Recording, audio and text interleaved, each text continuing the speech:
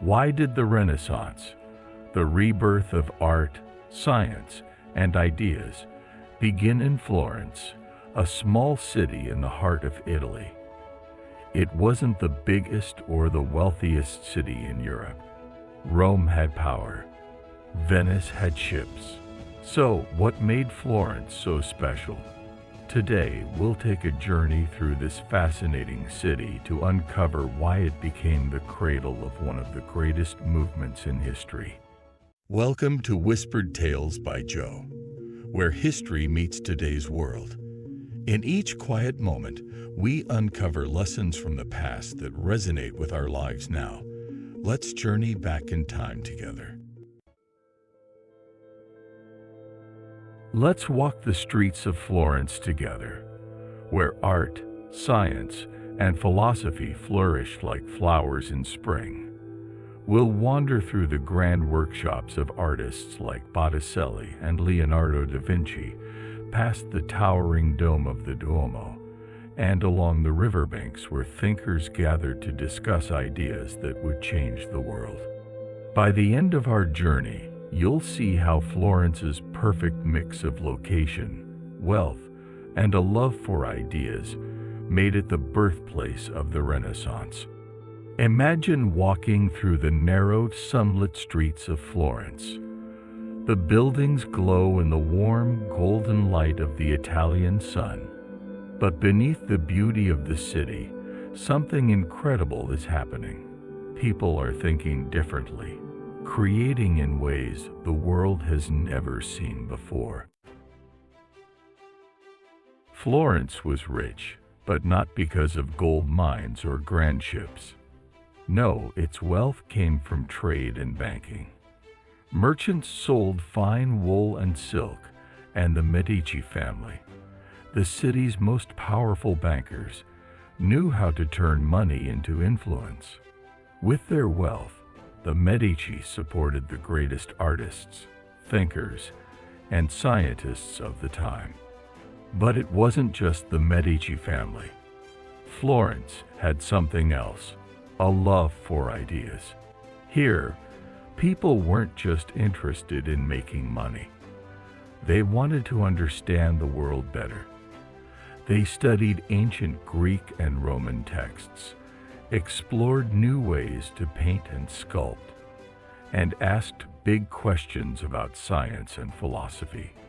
So, while cities like Venice and Rome had different kinds of power, Florence had the perfect mix of wealth and curiosity. And that's what made it the perfect place for the Renaissance to bloom. Here's where geography comes into play.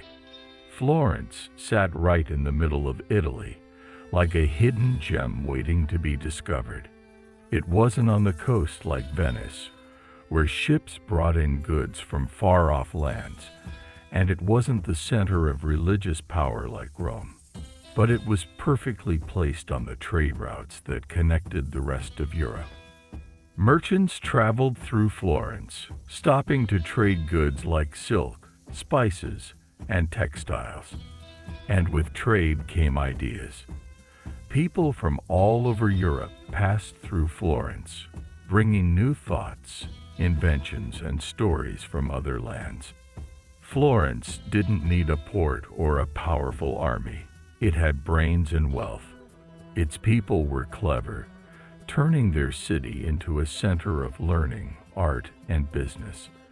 The city's location made it easy for ideas and money to flow in. And the people of Florence knew just how to use both. It was like a recipe where every ingredient was perfectly balanced. Wealth from trade, a passion for knowledge, and the right people to put it all together. Florence wasn't just a place where people worked. It was a city of dreams. Artists like Leonardo da Vinci and Michelangelo found themselves in Florence, inspired by its beauty and the support of families like the Medici. These artists didn't just create. They imagined worlds that no one had ever seen before. Imagine walking into a workshop where Leonardo is sketching a design for a flying machine, or stepping into a studio where Botticelli is painting the birth of Venus, capturing the beauty of nature and human form in a way that had never been done before. It wasn't just about painting pictures or building statues. It was about thinking differently. One of the most impressive things in Florence is the Duomo, or the Cathedral of Santa Maria del Fiore. It took over 140 years to build, and its giant dome is still one of the largest in the world. But when the church was being built, no one knew how to create such a big dome.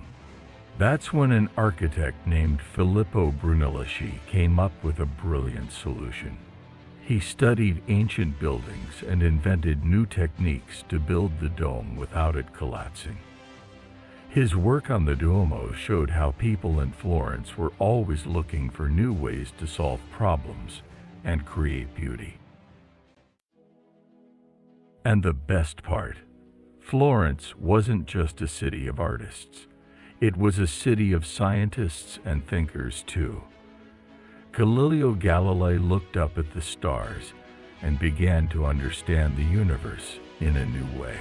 The people of Florence loved reading and learning from ancient books.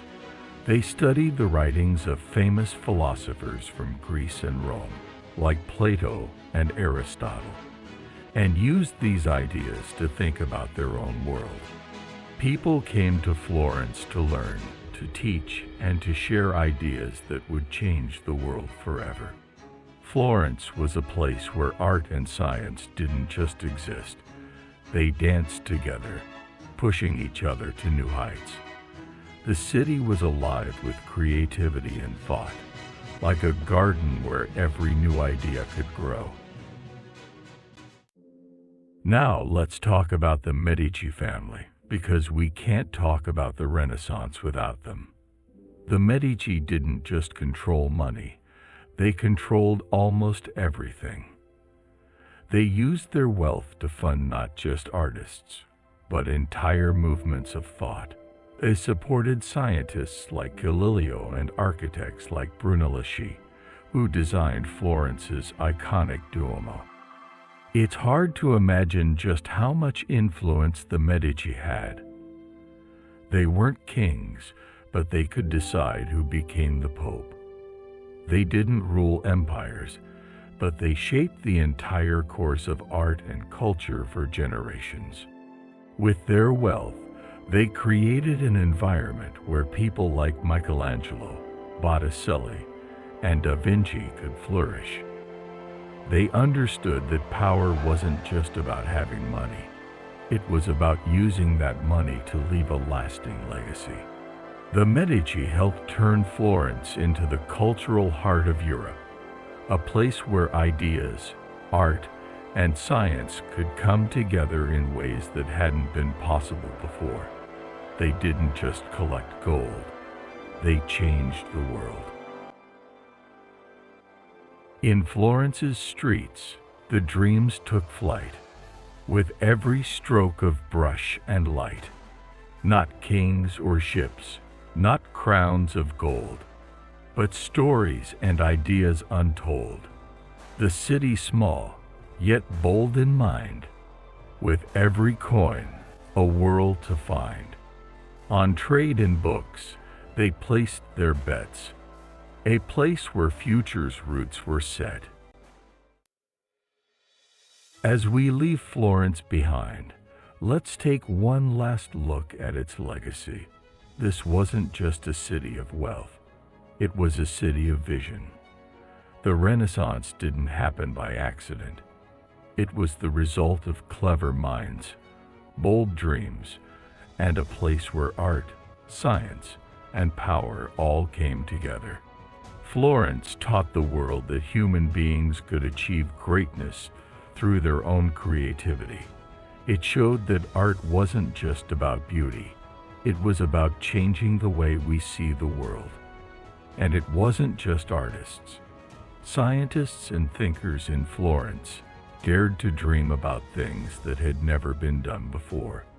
The Renaissance was born here, but its impact spread far and wide. The world would never be the same, and it all began in this small city with big ideas. As you drift off to sleep tonight, imagine the quiet streets of Florence, the warm glow of the sun on the old stone buildings, and the whispers of artists and thinkers who changed the world forever.